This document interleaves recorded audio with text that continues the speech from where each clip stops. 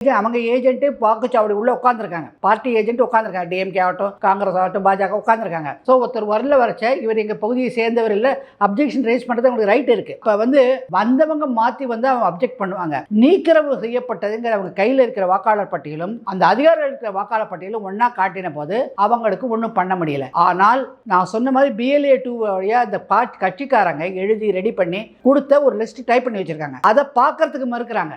போய் நான் ஒரு பொதுமக்கள் வாக்காளராக போய் செக் பண்ணுறச்ச எனக்கு ஷாக் ஆகுது. என்னை போடுறதுக்கு மறுக்கிறாங்க. உனக்கு ஓட்டு உரிமை இல்லைன்னு. அவன் என்ன சொல்கிறான், அட போயா போ, நம்மளை விட்டா போடலாம், அமைதியாக போயிடுறாங்க. ஆனால் சில வாக்காளர்கள் தான் சண்டை போடுறாங்க. எப்படி இல்லைன்னு சொல்லுவீங்க, நான் வந்திருக்கேன் நான் போடணும்னு சொல்லிட்டு. நான் கண்ணேரில் நடந்ததை பார்த்தேன். சில வாக்காளர்கள் வேறு வேலையில் டைமாவது நாங்கள் போகிறோம்னு சொல்லிட்டு போயிடுறாங்க. அவங்களுக்கு முதல்ல ஒவ்வொரு வாக்காளர்களுக்கும் பொறுப்புணர்ச்சி வரணும். பொலிட்டிக்கல் லீடருக்கு ஒன்று பொலிட்டிக்கல்லி அனலைஸ் பண்ணுறச்ச இது நடக்குதுன்னு தெரிஞ்சோன்னே அவங்க C-Vigil ஒன்று கொடுத்துருக்காங்க. அந்த C-Vigilல வீடியோவும் எடுக்கலாம், நான் இப்போ காட்டுறவங்களுக்கு ஃபோட்டோ எடுக்கலாம், அல்ல ஆடியோவும் உடனே கம்ப்ளைண்ட் ரெஜிஸ்டர் பண்ணலாம். ரெஜிஸ்டர் பண்ணால் அவங்க கொடுத்த ரெஜிஸ்டர் பண்ண ஒரு 5 மினிட்ஸ்லேயே எலெக்ஷன் கமிஷன் ஆக்ஷன் எடுக்கும். கன்சாலிடேட்டாக என்ன நடந்தது ஓவரால் அனாலிசிஸ் எடுத்து தான் ஒரு பொலிட்டிக்கல் பார்ட்டி அரைவ் பண்ண முடியும். ஒரு இடத்துல ஒரு பூத்தில் எடுத்து வச்சு ஒரு பார்ட்டி உடனே டிசிஷன் எடுக்காது. இந்த மாதிரி ஒவ்வொரு தொகுதியிலும் என்ன நடந்தது கன்சாலிடேட் ரிப்போர்ட் வாங்குறாங்க. அதுக்கு தான் இப்போ இன்றைக்கி என்ன நடந்திருக்கு, இன்றைக்கி சென்னை உயர்நீதிமன்றத்தில் ஒரு பொதுநல வழக்கு தொடரப்பட்டிருக்கு. ஒருத்தர் கோயம்புத்தூர் தொகுதியோட முடிவுகளை அறிவிக்கக்கூடாது,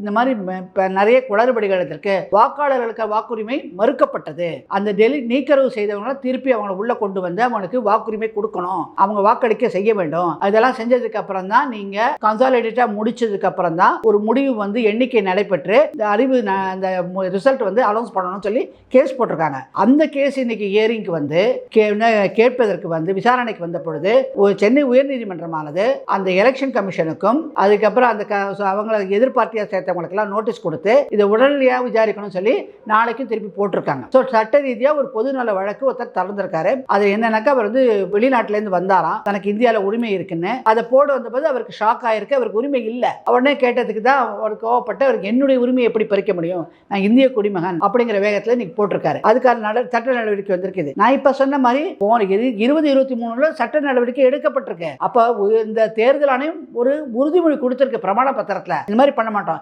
இன்னைக்கு நாங்கள் ஒரு தகவல் அறிக்கை சட்டத்தில் கொடுத்து நீங்கள் இவ்வளோ பேர் டெலிஷன் பண்ணீங்களே, ஃபோக்கஸ் நோட்டீஸ் கொடுத்தீங்களா, அவங்களை கொடுத்து விசாரிச்சிங்களா, இருக்கீங்களா இல்லையா கேட்டிங்களா, அதுக்கு தகவல் கொடுக்க முடியுமான்னு கேட்டிருக்கோம். நீங்கள் உங்களுக்கு தெரியும் 30 நாட்கள் உங்களுக்கு டைம் உண்டு ஒரு RTI பெட்டிஷன் கொடுத்தானாக்கா. அதில் என்ன வருது பதிலாக்க இந்த குளறுபடிகள்லாம் நோட்டிஃபிகேஷன் வந்ததுக்கு அப்புறம் ஒரு எலெக்ஷனை கவுண்டர் மேன் பண்ணுறதுங்கிறது, அதாவது ரத்து பண்ணுறதுங்கிறது அவ்வளோ ஈஸியாக நடக்காது. அது ரத்துங்கிறது நீங்கள் எலெக்ஷன் பெட்டிஷனில் பார்த்துக்கங்க, EOPம்பாங்க, எலெக்ஷன் ஒரிஜினல் பெட்டிஷன் ஹைகோர்ட்டில் வரும். அந்த வேட்பாளர்கள் தான் பின்னடைவை நோக்கினால் அவர்களுக்கு அந்த ஒரு சந்தர்ப்பம் கொடுக்கப்படுகிறது, அதில் போய் பார்ப்பாங்க.